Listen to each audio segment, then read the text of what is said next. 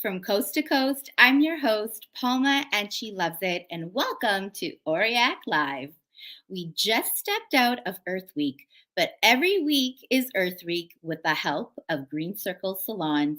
Help me welcome the founder and CEO of Green Circle Salons, Shane Price. Welcome, Shane. How are you? Terrific. What an introduction. The host from Coast to Coast.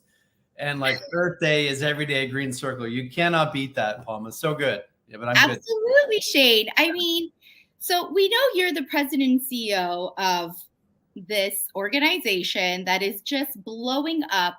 And I'm so proud and honored to have you on the show today. But what you don't know about me is that I won the recycling competition Come back on. in, I shouldn't tell you the year. No, let's go. Let's go there. Well, yes, let's go there. It was just starting the reduce, reuse, recycle, and we were in elementary school, and it was our science fair project, and I made paper out of all these recycled things, and it was just something that I loved to do. And to this day, I still do a lot of, well, you know, me and my craftsmanship. I'm always trying to innovate something new. I always reuse old hair from clients and fake hair, real hair, whatever I can do to sort of recycle it from not going into the landfill. So I am so excited to have this conversation with you because that little girl from elementary school is jumping up and down like, yay! I almost wore like my geek hair sweater because I geek out on these things. And I know a lot of other hairdressers do. But Shane, enough about me. This is about you. Oh, this is so good. So good. Keep it coming. I love it. And we're always hiring. And like, you're such a cultural fit. Right. So, I love it. But I want to know, how did you get started with this?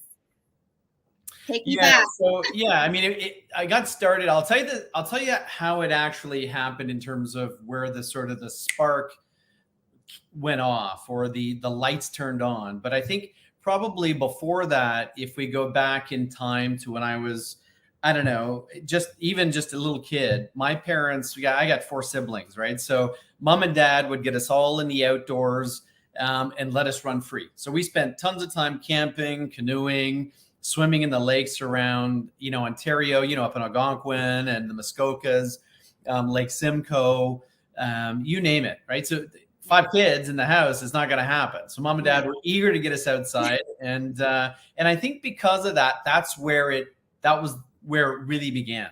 Right. And I think, I've always just paid close attention to that conversation about the environment and the conversation about climate change, which is important. And really the relationship between business and the environment, which I find fascinating because there's this massive gap between how the earth lives and how we carry out our commercial lives. And I think the goal has to always be, how do we close that gap? And so, where did the spark go? Where the lights turned on, I went into a hair salon. It was the first time I'd ever walked into a hair salon. I grew up kind of going to barbers, and my dad cut my hair for the longest time as a kid. He was not a barber, but he just put the bowl over the head, cut it, and in fact, actually, it's probably very similar to what it is now. It was just kind of short on the sides, but you know what? When I walked into the salon, I was fascinated by 2 aspects of being in there. The first was the overwhelming sense of community and people, like the music going, the people talking, the stories that were being shared, and I kind of I loved that, and I wasn't prepared for it. So I was a bit overwhelmed by it. Yeah. And then when sitting in the chair, looking around me, I could see kind of what was going on with the waste. The hair clippings kind of being swept up and going into a garbage bag on one side, foils coming out of the hair on the other side, and it also going into the same garbage bag. And so for me, I just began to question, this seems to be maybe broken. To your earlier point about being a kid in elementary school and winning the recycling badge, this didn't add up to me. And so that was sort of where it began, and just asking questions and then trying to understand, how do you build something that's more responsible and accountable for businesses as it relates to the environment. And I love that, Shane. And you've done it so well over the years. I cannot tell you numerous salon owners that I know that are a part of the Green Circle salons and how much of a difference it's actually making. I mean, I even thought maybe today we should have closed the lights and got our glow sticks out from our rave days. I mean, we I should would have have loved that rave. I wasn't there, Palma. Me neither. I wasn't there. Nobody was really there. Yeah, you know Yeah. what? I would have loved that actually. That's super creative. Next time, let's do it again. Next time, our next Lights show. out.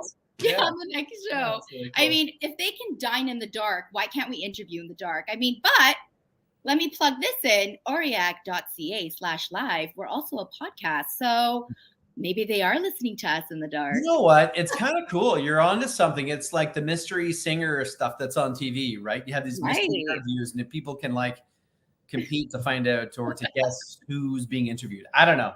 Well, That let's might be guess who is going to help us figure out how we can start to integrate Try green salon, the Green Circle salons into our shops. How do we start? Where do we go? Yeah. So, I mean, the first thing would be to sort of just check us out online. Yep. Greencirclesalons.com. That's a great place to find us. Instagram is another great place to find us. Facebook, your I love basic. the content too. Sorry, I love all the content, especially I'm more of an Instagram scroller, Sure. and I love the content that you guys share on there. Even simple steps that, people can start to understand what your program is about. And you share steps like turn off the equipment that has lights on to save power, with your recycling and all of that. You have great tips just for the average person looking at your Instagram stuff. And I'm sure it's all over, of course, your websites. But if we want to sign up, I see that you guys do garbage bins, and those garbage bins are made out of hair, recycled. They're made out of hair. Yeah. Yeah. So we've spent a lot of time in the sort of innovation space, thinking about how do we really close the loop on these waste streams and ensure that hair clippings, for example, or plastics or what have you, are sort of leaving the salon as what we call a waste stream. Really, they're a resource stream, right? That's not waste, it's a value. And then we kind of figure out how to manipulate them and put them back together and create things. And so, yes, to your point, thank you for the shout out on that. We've got a recycling bin that's made from recycled human hair and plastics. And we're just this Earth Month, actually, we were launching a styling comb that's made from recycled shampoo bottles, conditioner bottles, and hair clippings. So really cool stuff happening there. But to answer your question, how to get involved, just reach out, send us an email, call us, or there's a way to sort of fill out a form and then we'll call you. So it's super seamless, but effectively, it creates a way for you to learn more about Green Circle. You have kind of a conversation with one of our educators who will walk you through the program. It's ABC 1, 2, 3. The program really to embed it in your salon maybe takes about half a day, about 3 hours of your time. We do an orientation with your staff, so everybody understands the sort of this new behavior in the salon. And then we send you a bunch of marketing materials so that you can advertise and communicate to the people that matter most in your life, whether it's your family or your customers or your community, this amazing step you're taking. And I think this is where salons are really benefiting, is by communicating it out to their community. They're getting new clients, that's new revenue. And obviously that's a good thing. It creates customer loyalty, staff loyalty and retention. There's a lot of great outcomes as a result of being on a program like this. Yeah, absolutely. There it is. Yeah. Yeah. I love this. And when I was on the website, there was also like this new calculator. Yes. So let me walk you through. I'd be remiss not to talk about the 4 pillars, and then the 4 pillars just folds into that. So perfect. Let's do the it. 4 pillars since 2009 when we launched. Nothing has changed there, because it's what makes Green Circle unique in the world, and we've seen this to be sort of the platform that allows for a powerful green strategy to be implemented in your salon super easily. So we help salons to be green through all the waste diversion, so hair clippings, foils, color tubes, aerosol cans, leftover hair color, papers, plastics, you name it. So we take about 95% of the resource stream that's coming out of your salon, and we're a zero waste to landfill certified recycling company. I don't think there's any other such organization that's a recycling company in the world. We've really taken it to the extreme in terms of, walking the talk and making sure that what we do is transparent and open as possible. So we have a third party audit our waste streams to make sure that everything is being recycled, upcycled, and sort of reimagined in a more sustainable way. Yeah. So that's the Be Green. Also, salons now, when they join as part of the program, they become climate neutral, in their services. So that means when a guest goes to your salon to look and feel great, they can also feel awesome knowing that the services that they just had done are done so in a climate friendly, carbon neutral way. And that's a program that we launched about a year ago. So that's kind of the Be Green element. Building revenue is what you're pointing to there. So our program is designed to not only fund the entire recycling program, but to generate an additional revenue stream for your salon. And we call that the Green Change Purse. And what that allows a salon to do over time is reinvest in technologies that will make the business more sustainable, more energy efficient, conserve more water, and really reduce the resources that the salon's using. And what we found is by investing that money in those opportunities, like low flow faucets, LED lighting, low flow toilets, you name it, there's a bunch of different opportunities. It ultimately impacts the salon's bottom line in a positive way as well. So salons become more profitable as a result of being on the program. And then, so Be Green, build revenue, gain clients. We have a Green Salon directory. And again, we give salons a marketing kit to showcase all the great work that they're doing in their community. And then save money is by reinvesting those dollars into these technologies that ultimately, again, save money for the salon. Wow, Shane. I mean, the passion that exudes off of you is just so, I love it, because really when you're speaking, everything just makes sense. It's logical. This is something I feel like even with regulations, and I hate to go there with our industry for how much we've already had to go through, but something like this needs to be implemented as a regulation. I think in order for the change to happen, we need to be the change. I mean, last week we had 30 plus degrees in the middle of spring where it shouldn't even be that warm. And there was actually a weather, alert out because of that, of what is happening within our climate. I think what you're doing is exquisite. And I hope every salon signs up and really starts to make a change. Well, thank you for saying that.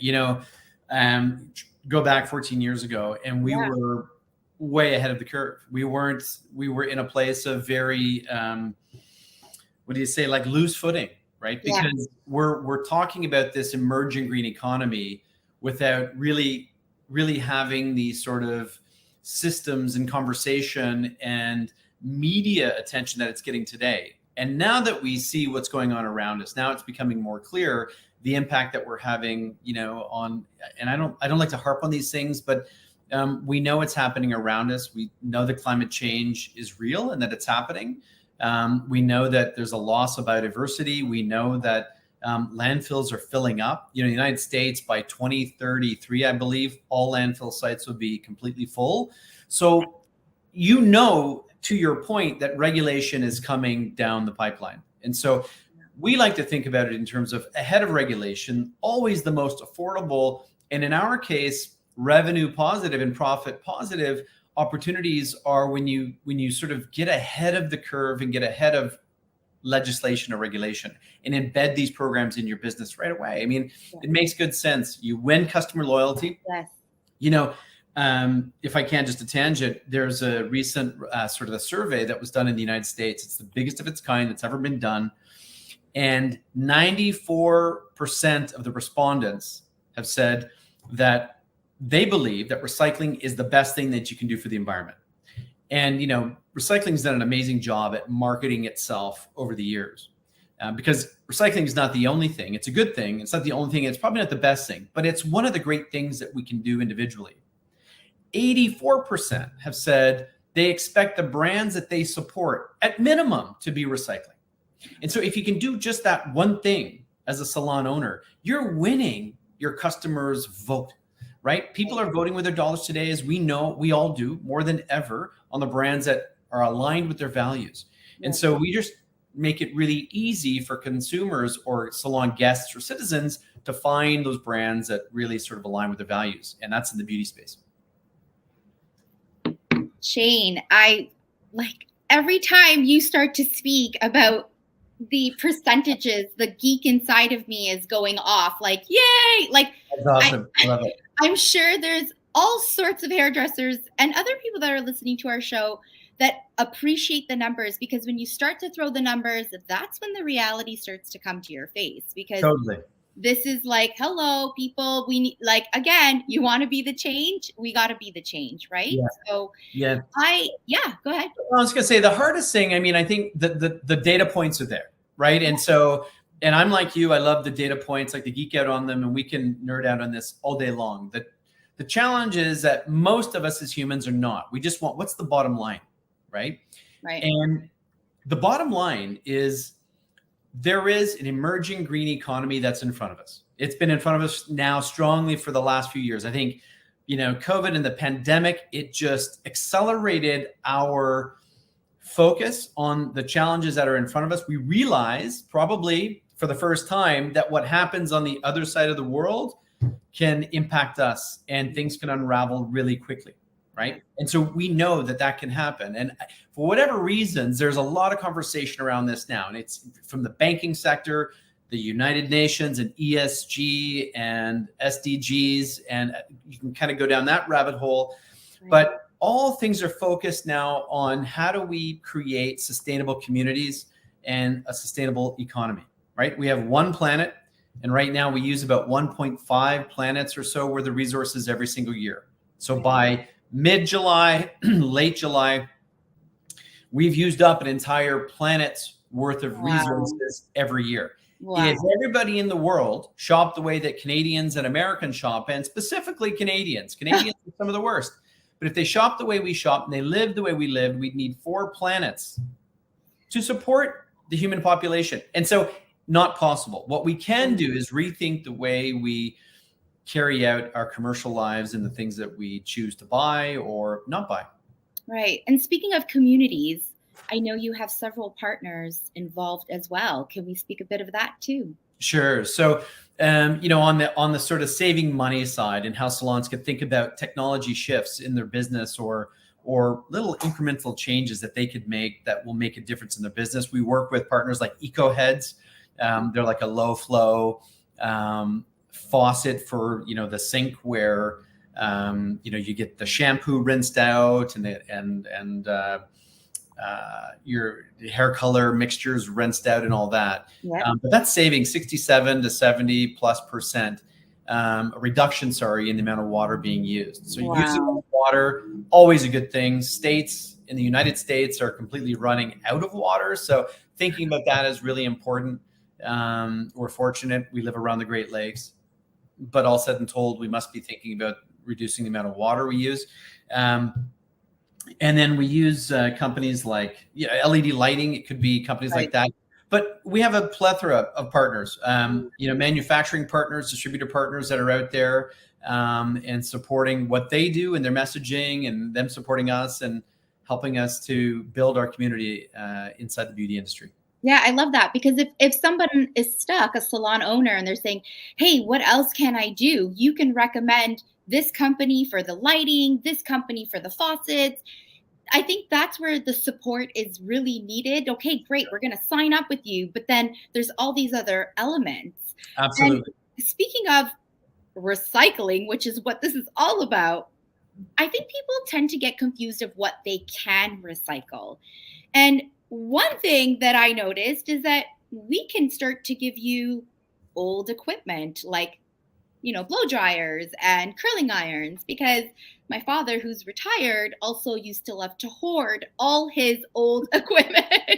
Okay. And I tried to display as many really cool ones as I could, but I mean, I have some really old blow dryers, and I'm like, what am I going to do with these? I have a box full. And I'm like, what am I going to do? And they're just sitting in the basement. Well, hanging on a wall here at Green Circle. I love it. Awesome. So good. Yeah. Yeah, no, not cool. But you guys could take them and turn them into something completely wonderful, and it's not going into the landfill. And I think that's what's stopping me from just chucking them into the garbage bin. Sure.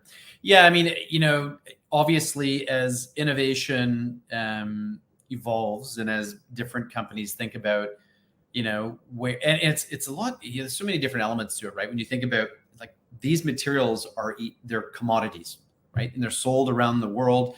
Paper, plastic, minerals, metals, you name it. It's like, so all of these different appliances or all of this material that's leaving a salon or any business for that matter is really a series of different resources that we can break apart into its individual components and put back into the marketplace. 95% of salon waste is actually the resources that we can use again and put back into our economy. So yes, blow dryers, all of that. You break it down to its different components, lots of good usable stuff in there. But batteries, all of your appliances in a salon, like I said, your metals, color tubes, aerosol cans, aluminum foil from when you color the hair, paper, plastic, hair clippings themselves, all of it be reimagined in a different way. And that's kind of where we accelerate.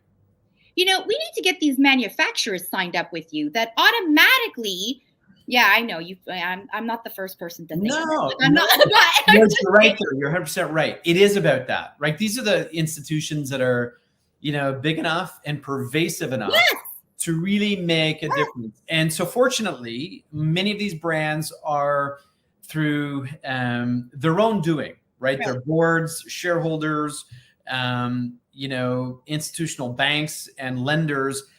It's creating this financial system that now evaluates the environmental performance of a business, right? And so whatever the driver is, it's driving towards being more responsible for the environmental impact. So, when we think about that for a manufacturer, it might be what is the downstream impact that their products have? It could be their packaging, it could be the ingredients. And so what's wonderful to see happening, and this is where there's so much hope, is that they're now really, and we see it in conversation with these manufacturers, they're beginning to see opportunities not only to get greater market share, because at the end of the day, that's what they need, right? They want to sell to their customers.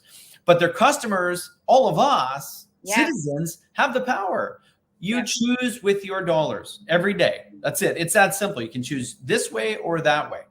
And I think this is where we have a lot of power. And when we exercise that, these brands are listening because they're going to want to make products that are sellable, right? Absolutely. Yeah, it's a super fascinating conversation. We could spend an hour just talking. Yeah, that will be our conversation we have, because I mean, it is really fascinating how far we can really go and push the limits. And honestly, it's not even the limits anymore. It's what should be done. Totally. Speaking of doing that, you guys also have a salon directory where everyone that is a part of this is on your website, on the directory, correct? That's correct. Yeah. So when a salon signs up with Green Circle, we put them in a Green Salon directory. And if I'm looking for a salon in my neighborhood or my community, I jump on my phone, I type in Green Circle certified salon in Bloor West Village, and it'll give you a list of those salons in that area, right? So you go into our directory, you can find salons, you can find the products that they carry, a little information about the salon, and then make a choice. And yeah, so absolutely. And I think I was just thinking, I had a sort of a brain spur on the comment report. It'll come back to me, but yeah.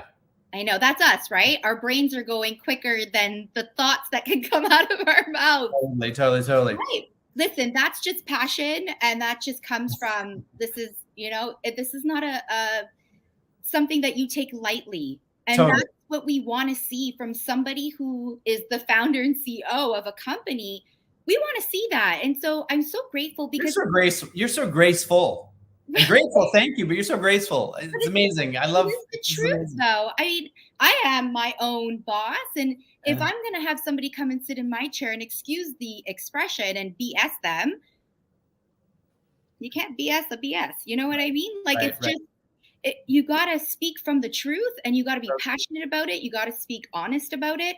And if again, it's just creating the change. I want to create a change within my industry. And Yeah. it's not just about hair. No, it's not You just know, about hair. It's not it's just about not the hair. just about hair. And so I remember what I was going to say, and it relates to what you were actually just pointing to now, and that is Right.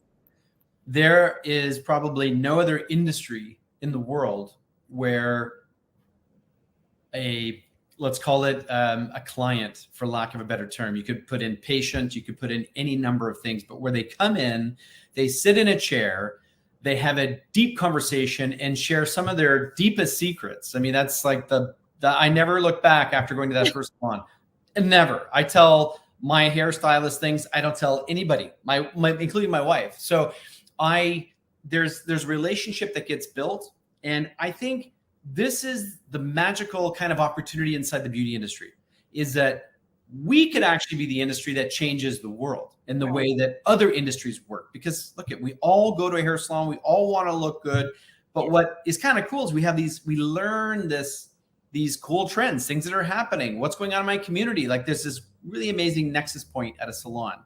And so millions and billions of touch points happen inside of a salon, and it gives us an opportunity to really ignite a movement, right? And much like Seth Godin, I'm a big fan of Seth. He's a marketer, and one of the things that he talks about is, you always want to connect to the people who believe what you believe.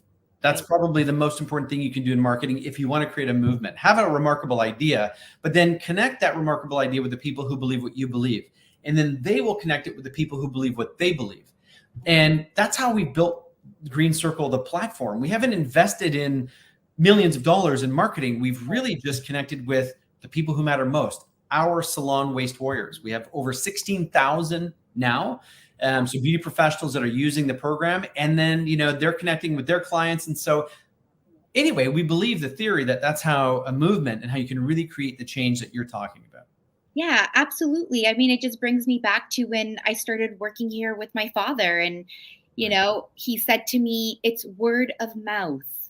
You can put up all the ads you want, my darling. You can spend all the money you want advertising. He's like, your advertisement is when somebody walks out of this salon, and then someone sees that and someone speaks about it, and word of mouth. Just like what we're doing right here on Oriac Live. It is just going to spread like wildfire and get people talking about how they can make a difference. Yeah. Right? Yeah. And it's interesting because, yes, that's exactly right. The thing that the audience may be this is the thing that I've found that pops up oftentimes in talking about sustainability. And it's, I think, the biggest challenge to sustainability. And it's the one that I first faced probably when I was getting Green Circle off the ground. And that is convincing people that they can make a difference. Yeah. That's it. I mean, the problems that we face today, the global challenges we face are on such a scale. I think most of us feel like, what can I actually do to impact that in a positive way? Right. And so you get this transference of response. I can't make a difference anyway. Right. But when you look at it another way, 14 years ago, we didn't have this inside of our industry, this opportunity. Today, we have over 16,000 salons making an incredible difference. Last year, 2022, through our recycling efforts, okay, 1.4 million pounds of waste recycled, okay, so kept back in our economy. The amount of carbon dioxide emissions not created as a result of that is equivalent to the amount of carbon that's sequestered in a forest the size of Yosemite. So 3,000 square kilometers. And that's, to me, that's just one, like maybe 1% of the market, right? So salons are creating 877 pounds of waste every minute. Canada, United States only. 877 pounds every single minute. That's 500,000 pounds a day. You can't wrap your head around that number. No, like that. I mean, you think of how big are our landfills. I mean, that's just hair salons, that industry alone. In Canada, United States. And so if we can say 95% of that can go back into our economy, what a difference we can make. And that's what it's about. But it takes courage to take the step to say, yeah, I need to do something about this. I think I can. Well, I think salon owners need to think about it in a sense of if they're hesitant about doing something like that, then don't be so hesitant when somebody comes in with hair down to here and you cut it up to here because they want to give that hair for reasons of someone to make wigs. Absolutely. So Absolutely. what it takes something like 12 ponytails at a certain length to make one wig. Okay. So Okay. if you're only one person, if we can understand that if it takes 12 ponytails, so imagine 12 salons down my street on Dufferin, how much of an impact we can make just coming out of one salon. Right. Let me tell you, that's more than just one wig. Right. £500,000, £500,000 Right. a day. A day. Like, At minimum, and that's at minimum. That's thinking about sort of the larger, traditional commission salons where you have employees. right, You add on all the independent artists, right, and the numbers north of that, right? So, right. yeah, yeah, it's a great challenge. It's something I love being involved in. And I feel like you're pointing to that in the conversation. I love it. I can't help but nerd out on it. And and especially with you, Palma. I mean, we can Right? just right. So The recycling queen, 1980 something. something. Yeah, you didn't land on that number yet. I noticed that. But yeah, anyway. That secret Um, stays with me. yeah. But very proud of it and continue to do so as part of the Green Circle Salons. And we love it. And Shane, thank you. Thank you for your passion within our industry. Thank you for being someone who came from not the hair world and wanted to see the change, not only for the recycling and the environment, but also for our industry, the beauty industry. Thank you for You're saying making that. a change for us. And I can't thank you enough for that. You know what? I took one peek in. Yeah. And I'm like, this is for me.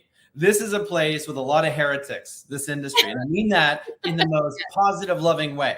Absolutely. Salonpreneurs, entrepreneurs, we're all the same. We're heretics, right? We're the challengers of the status quo. And that's why this works so well in our industry, right? Because we are challenging what we know to be broken. Yeah. And this audience, this market, this community of people, I mean, the creative juices that get flowing when you jump into a conversation about how to solve these problems. We built the platform, but the salon industry and all of our members, what really bring it to life, which is what's incredibly, as you know, it's so wonderful about the industry and working in it. Oh, most definitely. We can go on for hours about that as well. We are all cut from the same cloth, Shane. Totally. We are all in this industry because we want to make a difference in people's lives. Yeah. So in order for us to move forward and make that difference, it's not just about the hair. No, it's not. I love it. On that note, thank you so much. Great questions. I love this, and I hope to do it again. Thank you so much, Shane. We'll do this again soon. Okay. Lights out, though, in the next one. Yes, absolutely. Lights out. And we're going to get our green flashers going. Totally. I'm all in. We'll make sure we got the music to go along with it. Shane, thank you once again. To our viewers and listeners, thank you. And we'll see you on the next Oriac Live. Ciao for now.